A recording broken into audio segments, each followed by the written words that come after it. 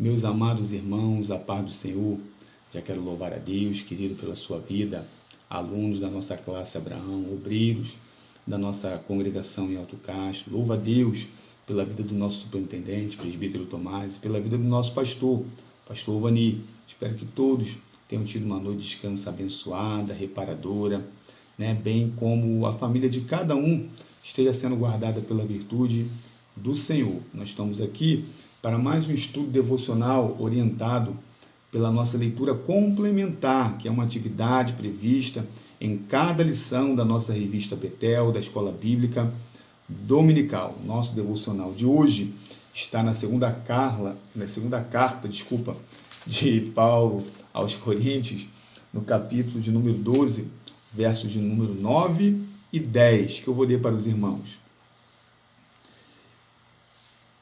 E disse-me: a minha graça te basta, porque o meu poder se aperfeiçoa na fraqueza.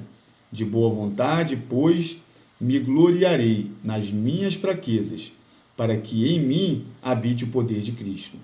Pelo que sinto prazer nas fraquezas, nas injúrias, nas necessidades, nas perseguições, nas angústias, por amor de Cristo, porque quando estou fraco, então sou forte. Aleluias! Que palavra maravilhosa! Estou gravando esse devocional com antecedência por conta do motivo do meu trabalho, mas que palavra maravilhosa para nós recebermos numa quarta-feira, que é a data que eu vou postar esse vídeo. Meus irmãos, nós estamos nos preparando para a lição de número 5 do terceiro trimestre, que tem por tema Obadias, o juízo divino virá. Nós estamos estudando nesse trimestre as profecias do Antigo Testamento, com ênfase nos profetas menores. Então, nós estudaremos todos os 12 profetas menores. Já estudamos o livro do profeta Oséias, o livro do profeta Joel, o livro do profeta Amós. Estamos nos preparando para no próximo domingo estudarmos a vida e o ministério do profeta Obadias, Nós já falamos bastante coisa ao longo dessa semana acerca do livro, já vimos toda a contextualização acerca do livro, vimos que se trata de uma profecia para o povo edomita e não para o povo de Israel. Vimos que Edom são os descendentes de Esaú, irmão de Jacó. Vimos que a inimizade provocada entre Jacó e Esaú, por conta da primogenitude e a bênção do seu pai, passou para os seus descendentes. E vimos também que no momento talvez o momento mais triste do reino do sul de Judá, que foi a invasão dos caldeus, Esaú se alegrou, Esaú se beneficiou, e eles eram irmãos. A nação descendente de Esaú era irmã da nação descendente de Jacó, e isso acendeu a ira do Senhor. Nós já estudamos, nós estamos fazendo um resumo do livro, e já estudamos do verso 1 ao verso 4. O livro do profeta Obadias só tem um capítulo com 21 versículos. Nós lemos do verso 1 ao verso 4, e agora nós vamos ler do verso 5 ao verso 7, que diz assim: se ladrões o atacassem, ou assaltantes viessem de noite, como você está destruído? Não levariam só o que lhes bastasse?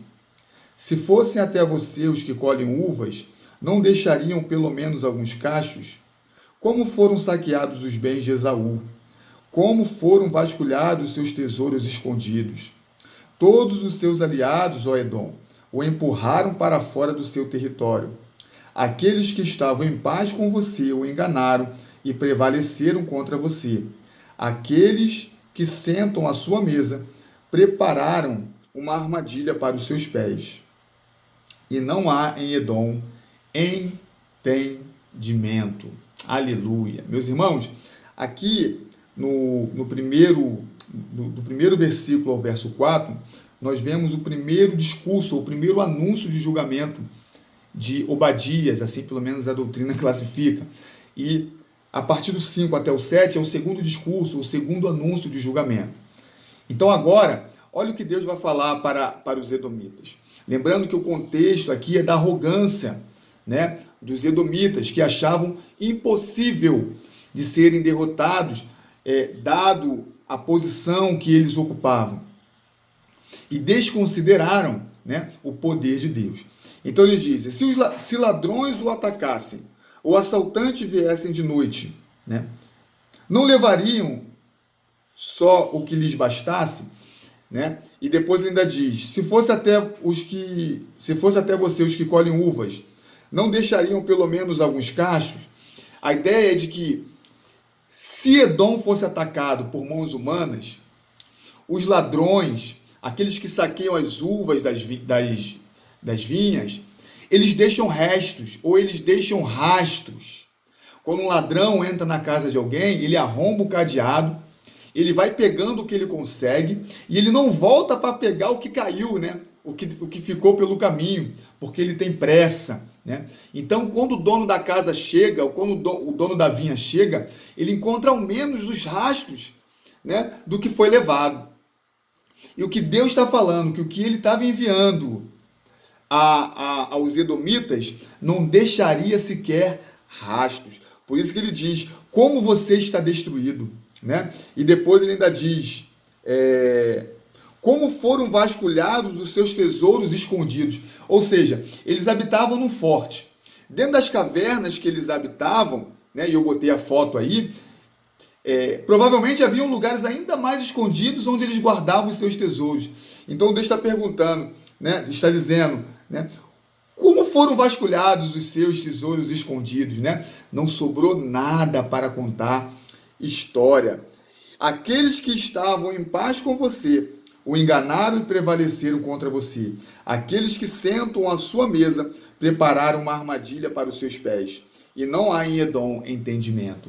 A ideia é que, assim como os edomitas traíram o seu irmão, né, descendente de Jacó, Deus usaria os amigos dos edomitas para poder também traí-lo e levar, né, a condenação aos edomitas, né? Então percebam que a nossa confiança precisa estar em Deus. No devocional de hoje, no texto que nós lemos, né, o apóstolo Paulo, ele relata de uma aflição que ele sofria. Há muito debate acerca desse espinho na carne, né, o que seria esse espinho na carne, mas para o nosso devocional não ficar tão longo, e nós não iríamos concluir aqui, né, o que se trata, nós poderíamos falar das vertentes que existem, mas podemos classificar como uma aflição que ele sentia.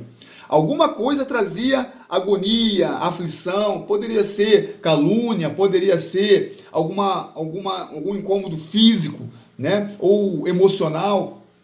Mas o fato é que o apóstolo Paulo teve que conviver com alguma aflição, né, que Deus não permitia que fosse tirada. E aí ele entende que a graça do Senhor, ela nos basta, né? Faltou aos edomitas a compreensão de que nós necessitamos da graça de Deus. Ei, meu irmão, é só a graça.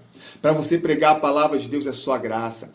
Professor da Escola Bíblica Dominical ministrar lições a cada domingo, muitas vezes não tendo conhecimento, né, e tendo que buscar, é só a graça de Deus, né? Quantas vezes nós chegamos no culto e temos que dar uma saudação, você que canta tem que cantar um louvor, né? É só a graça de Deus, não é pela força das nossas mãos, é só a graça de Deus. É por isso que o salmista diz, né, que se Deus não guardar a cidade, em vão guarda a sentinela. Ei, querido irmão, você pode botar o cadeado mais forte no portão da sua casa, as grades mais resistentes na janela da sua casa, mas se Deus não acampar os anjos ao redor das nossas entradas, aos muros da nossa casa, de nada tem valia, porque a graça do Senhor, o favor de Deus que nos protege, nos guarda e nos livra de todos os males. Nós só estamos de pé, não é porque lemos muita Bíblia, não é porque somos homens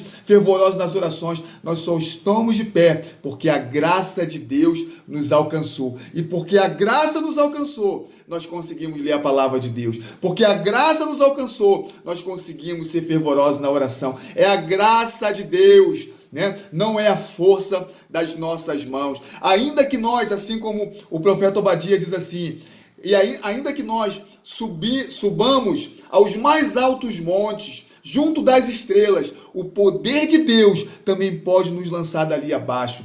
Sabe o que tem nos mantido seguro nas nossas habitações? É a graça de Deus.